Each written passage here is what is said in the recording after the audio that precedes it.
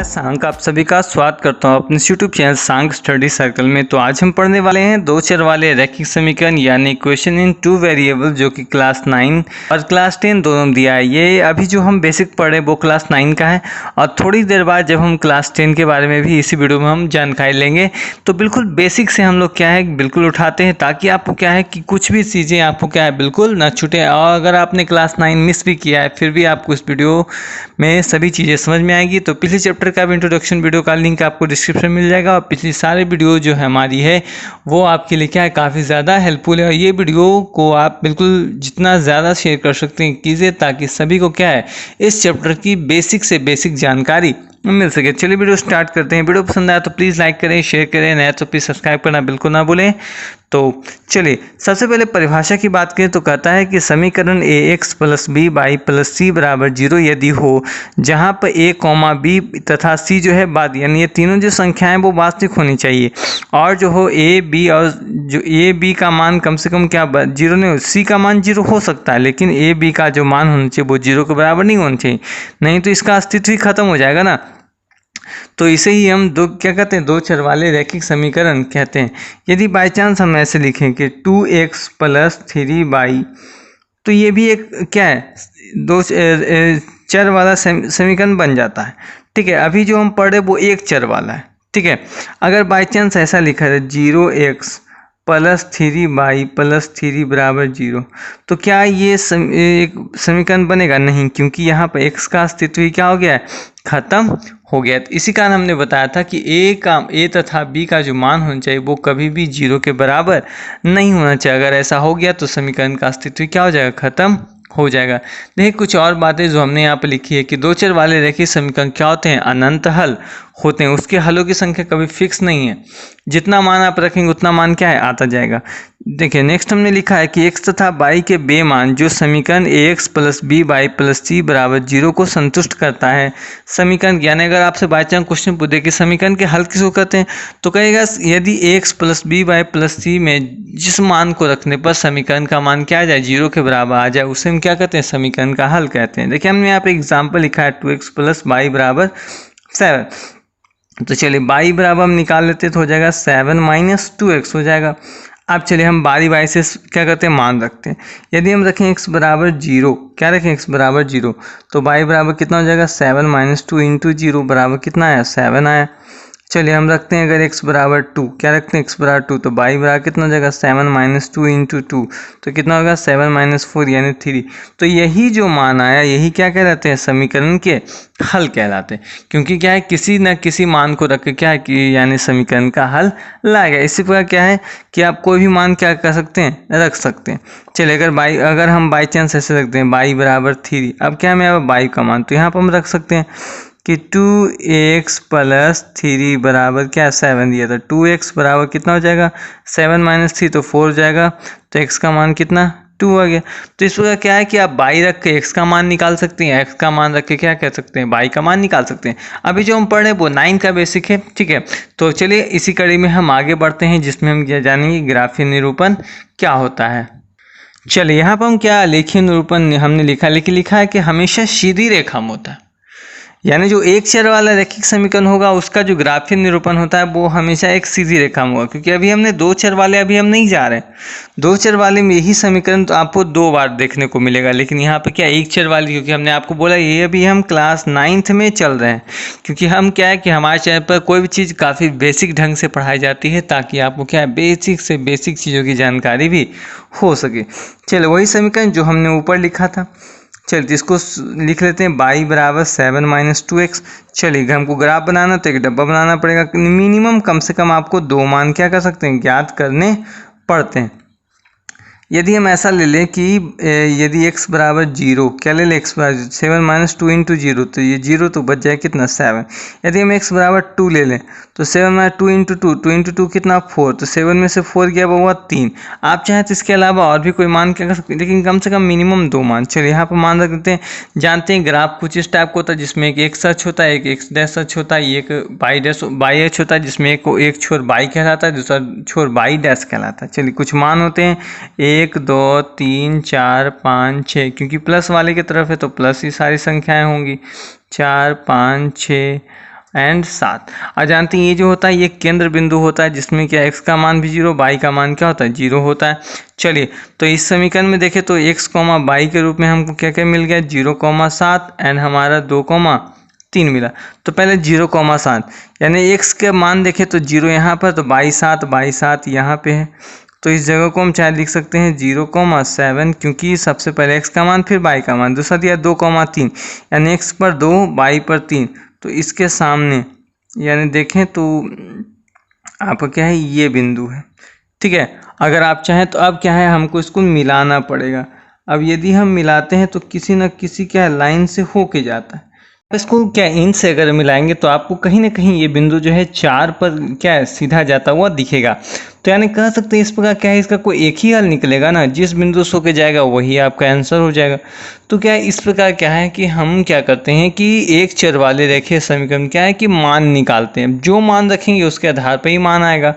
अगर आप क्या कुछ न कुछ अलग मान, जैसे हमने 0 रखा तो 7 आया, 2 रखा 3 आया, अगर कुछ अलग अलग आपका मान रखने का मन होगा तो क्या इस प्रकार क्या है कि ग्राफीय निरूपण होता है। और याद रखना है कि एक चर वाले जो रैखिक समीकरण होता है उसका क्या होता है ग्राफ हमेशा सीधी रेखा में जाता है। वहाँ पर हमने क्या है यहाँ पर हमने डायरेक्ट लिख दिया है कि यानी हमेशा क्या होता है इसका जो ग्राफ होता है वो सीधी रेखा में जाता है। अब चलिए हम स्टार्ट करते हैं क्लास 10th का बेसिक। ये तो था क्लास 9 का बेसिक, अब हम जानेंगे कुछ क्लास 10th के बेसिक के बारे में। चलिए अब हमारा स्टार्ट होता है क्लास 10th का बेसिक दो चर वाले रैखिक समीकरण। देखिए दो चर वाले रैखिक संयुग्म में समीकरणों की संख्या हमेशा 2 होता है। यानी उस प्रकार देखिए लिखा था ना 2x + y = 7, तो हो सकता है यहाँ पर लिखा 3x + 3y या 2y = 8, तब ये कहलाएगा क्या यानी दो चर वाले रैखिक समीकरण। लेकिन अगर कोई एक समीकरण लिखा है तो वो कहलाएगा एक चर वाला रैखिक समीकरण कहलाएगा। युग्म, युग्म का मतलब ही होता है क्या जोड़ा, क्या होता है जोड़ा होता है, यानी जोड़े में रहेंगे यानी 2। लेकिन एक कंडीशन है कि a1, b1 ≠ 0, a2, b2 = 0, यानी ऊपर दोनों का जो पहली संख्या है इन दोनों में कभी भी 0 नहीं होना चाहिए, क्योंकि एक भी 0 होगा तो समीकरण का अस्तित्व क्या हो जाएगा खराब हो जाएगा। तो चलिए इसके आधार पर क्या है कि देखिए कहा जाता है कि दो चर वाले रैखिक समीकरण युग्मों के हल की संख्या, देखिए 3 तरह के हल होते हैं। कौन कौन दो चर वाले रैखिक समीकरण? पहला है अनेक हल, क्या है अनेक हल। दूसरा है कोई हल नहीं होगा। तीसरा है अद्वितीय हल या एक हल। यानी याद रखना है कि द्विघात यानी जो दो चर वाले रैखिक समयुग्म हैं उसमें हल जो होते हैं 3 प्रकार के होते हैं। अब वो कौन कौन से हैं यहाँ पर हमने लिखा है। पहला ऐसा हो सकता है जिसमें कोई एक ही हल हो। दूसरा कंडीशन हो सकता है कोई ऐसा समीकरण आ जाए जिसमें क्या हो कोई हल नहीं हो। और तीसरा कंडीशन हो कि जिसका अद्वितीय हल यानी एक हल हो। तो चलिए उसके लिए ग्राफ देख के आप कैसे उसका ग्राफ कैसा बनेगा भाई। तो देखिए नीचे एक फिगर आपको दिख रहा है कि यदि अनेक हल होंगे तो उसका ग्राफ जो होगा कुछ इस प्रकार होगा। अब कहिएगा सर इस ग्राफ में खासियत क्या है कि इसमें क्या होते हैं जो दो ग्राफ यानी a1, x + b1y + c1 और नीचे a2x + b2y + c2, यानी इसका भी ग्राफ इसी बिंदु पर, इसका भी ग्राफ इसी बिंदु पर। यानी क्या होते हैं कि दोनों जो ग्राफ के जो बिंदु हैं एक दूसरी पर क्या होते हैं संपाती हो जाते हैं। संपाती का मतलब क्या है कि एक को अगर दूसरे के ऊपर रखते हैं तो पहले को ऐसा ढक ले ताकि क्या है कि दूसरे और पहले में पता ही नहीं चले, देखिए कि कौन सा पहला बिंदु है और कौन सा दूसरा बिंदु है। तो इस प्रकार को हम कहते हैं संपाती। तो संपाती में क्या होते हैं कि दोनों जो समीकरण के जो यानी जो ग्राफ हैं दोनों क्या एक ही बिंदु पर आ जाते हैं। वही अगर बात करें कोई हल नहीं है तो उसमें ग्राफ में क्या होता है दोनों ग्राफ एक दूसरे से एकदम एक ही समान दूरी पर रहते हैं यानी पैरेलल हो जाते हैं। तो अगर इसमें क्या होता है यानी समानांतर हो जाएगा। अद्वितीय या अनेक हल की बात करें तो उसमें ग्राफ क्या है एक क्रॉस मैटर बना। तब इसमें हल की बात करें तो इसमें तो क्या है प्रत्येक अलग अलग बिंदु था अनेक हल। इसमें कहीं टकराया ही नहीं तो हल होगा नहीं। इसमें क्या टकराया है तो जिस बिंदु पर टकराया तो इस बिंदु पर सामने देखे तो ये x का मान बताएगा जिस बिंदु पे ये टकरा रहा है ये y का मान बताएगा। तो जो मान लो जो भी x का मान हो तो x का मान पहले फिर y का मान लिखाएगा। तो इस प्रकार क्या है कि यानी कह सकते हैं कि दो चर वाले जो रैखिक समीकरण के युग्म हैं उसके तीन हल हैं, अनेक हल, कोई हल नहीं, अद्वितीय हल। अनेक हल में जो ग्राफ होता है वो ग्राफ के जो दोनों जो समीकरण के जो रेखाएं हैं वो एक दूसरे के ऊपर क्या हो जाते हैं, समपाती हो जाते हैं। जबकि यदि कोई हल ना हो तो उस कंडीशन में क्या होता है, ग्राफ एक दूसरे से समानांतर दूरी पर रहते हैं। जबकि अद्वितीय हल या एक हल की बात की उसमें ग्राफ क्या है, एक क्रॉस बनाता है। ठीक है, क्रॉस बनाता है जिसमें क्या है कि वो जिस बिंदु पर कटता है उस बिंदु पर x तथा y के जो भी मान प्राप्त होते हैं तो कोई भी एक ही बिंदु पर कटेगा ना, बार बार अनेक बिंदु पर तो कट नहीं सकता। एक ही बिंदु पर कटने के कारण क्या है, अनेक हल होते हैं। इसको हम बोलते हैं प्रतिच्छेदी, यानी अनेक हल में जो रेखाएं होती है वो एक दूसरे को प्रतिच्छेदी करती है। कोई हल नहीं में रेखाएं एक दूसरे के समानांतर होती है, जबकि अनेक हल में जो रेखाएं होती है वो एक दूसरे क्या होती है, समपाती होती है। चलिए, अगर आपको कोई ऐसा बोले कि अगर तुमको हम ऐसा कुछ दें जिसको क्या तुम देख के अचानक तुम बता सकता है कि प्रतिच्छेदी होगा, कितना हल होगा, या संगत होगा कि असंगत होगा, तो भाई थोड़ा सा दिक्कत हो सकता है। लेकिन यहाँ पर हमने देखिए एक पिक चार्ट लिया है जिसके आधार पर हम क्या है कि समीकरण को देख के चुटकी में हल करके बता सकते हैं कि वो क्या है, वो प्रतिच्छेदी होगा कि समपाती होगा कि समानांतर रेखा होगा, एक हल होते कि अनेक हल की कोई हल नहीं होती। तो भाई यहाँ पे हमने क्या है इसको देखिए बनाया है। देखिए हमने सबसे पहले क्या अनुपातों की तुलना ली है, फिर ग्राफीय निरूपण लिया है, फिर बीजगणितीय निरूपण, फिर संगत है कि असंगत है उसका भी क्या हमने ख्याल रखा है, ताकि आपको किसी भी प्रकार का क्या हो, कोई भी दिक्कत का सामना क्या है नहीं करना पड़े। हमारा जो चैनल है वो इसी बात का ख्याल रखता है कि बच्चों क्या है ज़्यादा से ज़्यादा क्वांटिटी में समझाया जाए, ताकि वे जो क्या है आत्मनिर्भर बन के क्या है खुद क्या कर सके, इसको बना सके। चलिए, तो कंडीशन कहता है यदि a1/a2 नहीं बराबर हो b1/b2 के, तो इस कंडीशन में प्रतिच्छेदी रेखा। चलिए, इसी का नमूना हमने क्या अभी जस्ट हमने ऊपर देखा था ना, यही था प्रतिच्छेदी रेखा बउआ। इस कंडीशन में क्या होगा कि यहाँ पर a1/a2 और b1/b2 का जो मान होगा वो बराबर नहीं होगा, तो इसमें प्रतिच्छेदी रेखा होगा, इसका एक ही हल होता है। हमने बताया यह जो रेखाएं होती है एक दूसरे के संगत होती है। दूसरा कंडीशन क्या था, a1/a2 बराबर b1/b2 बराबर c1/c2 है। चलिए, ऐसा कंडीशन दिया। इस कंडीशन में क्या होते हैं, जो ग्राफीय निरूपण होता है वो समपाती होता है, बीजगणितीय निरूपण क्या अनेक हल होता है, इसमें रेखाएं क्या होती है, संगत होती है। फिर तीसरा कंडीशन है कि a1/a2 यदि बराबर b1/b2, तीसरा से बराबर नहीं हुआ, यानी a1/a2 बराबर हो b1/b2 जबकि बराबर नहीं हो c1/c2 के, तो इसमें समानांतर रेखा होगी और इसका कोई हल नहीं होता, इसकी जो रेखाएं होती है वो असंगत होती है। अब इसको समझने के लिए क्या हमने 3 एग्जाम्पल लिए हैं, यानी बापूजी के 3 बंधक, कम देखो, कम सुनो, कम बोलो। ठीक है, तो चलिए अब हम इसको मजाक के रूप में नहीं लेके इसको क्या समझने का कोशिश करते हैं। प्रश्न हमारा कहता है x-7 बराबर -42, x-3y बराबर 6। चलिए, यहाँ पे a1 का मान है 1, b1 का मान है यहाँ पर कितना, -7 कह सकते हैं। ठीक है, जबकि c1 का मान कितना है, -42 है। फिर देखें तो a2 का मान भी 1 दिया है, b2 का मान दिया है -3 और c2 का मान दिया है 6। चलिए, तब सबको रख के देखते हैं। a1/a2 यानी a1/a2 b1/b2 बराबर c1/c2। पहले बराबर करके देखते हैं बउआ। अब इस पर अगर मान आ गया तो यही सेटिस्फेक्शन, नहीं तो नहीं है। 1/1 तो 1 आएगा, -7/3 क्या बराबर हुआ, -7/3 बराबर नहीं हुआ। इसको देखें तो -42/6 यानी हो गया -7 कह सकते हैं, -7/1। हम देखें तो कोई बराबर एक दूसरा के है ना, a1/a2 ये भी बराबर नहीं, ये भी बराबर नहीं है, तो ये कौन कंडीशन से मिलता है बउआ। अब यहाँ पे देखें तो सबसे पहले तो ये ऐसा तीनों को बराबर का कंडीशन तो हमने पढ़ा नहीं, लेकिन यहीं पे यह वो कंडीशन फॉलो कर रहा है कि यदि दो को जब बराबर हो जाए तो तीसरका को देखे कोई ज़रूरत नहीं होता है। तीसरका तो पहले ही कहेंगे वो नहीं होगा, तो इसका हल कैसे लिखेंगे बउआ। तो इसके हल में देखिए इस प्रकार हम लिखते हैं। इसमें लिखेंगे सबसे पहले तो क्या है, प्रतिच्छेदी होगा। क्या होगा, प्रतिच्छेदी होगा, और कॉमा कह सकते हैं कि एक हल होगा। क्या होगा, एक हल होगा। क्या होगा, एक हल होगा। लेकिन अगर आपसे पूछे कि संगत होगा कि असंगत, तो अभी जस्ट हमने पढ़ा कि A1/A2 और B1/B2 यदि बराबर है तो प्रतिच्छेदी होता है, एक हल होता है। यह क्या होता है, एक दूसरे के संगत होते हैं। क्या होते हैं, संगत होता है। तो साथ में चाहे लिख सकते हैं संगत होगा। क्या होगा, संगत होगा। चलिए ये था। अब चलिए है देखिए हमने सेकेंड एग्जाम्पल लिया। इसके आधार पर देखें तो हम दिख रहा है दोनों बराबर दिख रहा है, ये दोनों भी लग रहा है दोनों बराबर, ये अलग दिख रहा है। तो चलिए इसको देखें, कोई ज़रूरत हमको तो अभी नहीं लग रहा है, हमको यह दोनों को देख के कह सकते हैं। लेकिन इन दोनों बराबर देख सकते हैं। देखिए 2/2 लिखेंगे बराबर 1/1, तीनों तो बराबर हो जाएगा, बराबर 160/150, 0 0 खत्म। तो यानी कह सकते हैं यहाँ पर देखिए ये दोनों, ये कटेगा तो एक, ये भी कटेगा तो एक, यानी A1/A2 बराबर हो रहा है B1/B2 के, लेकिन C1/C2 बराबर नहीं है।